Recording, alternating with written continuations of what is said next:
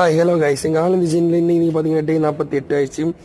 இன்னைக்கு நேரத்துக்கு நான் சொல்லியிருந்தேன், என் வண்டி வந்துட்டு ஷோரூமில் விட்டுட்டு அது சின்ன மெயின்டெனன்ஸ் இல்லை. அதில் மெயின்டெனன்ஸ் எல்லாம் பெரிய ஒரு வேலை தான். என்னோட வண்டி ஃபேன் வந்துட்டு ஃபால்ட் ஆகிடுச்சு.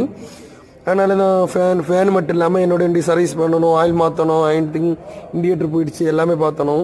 அப்படியே நம்ம ஷோரூமில் இங்கே பஞ்சாபில் ஷோரூமில் விட்டப்போ எனக்கு என்ன சொல்கிறதுக்குன்னு இதில் எனக்கு இந்த ஃபேனோட ஒரு பெரிய ஒரு விஷயம் இருக்குது. இங்கே வந்து தான் தெரியுது. நானே கூலர் கம்மியாக இருக்கும் அந்த மாதிரி விஷயம் மட்டும் நினச்சேன்.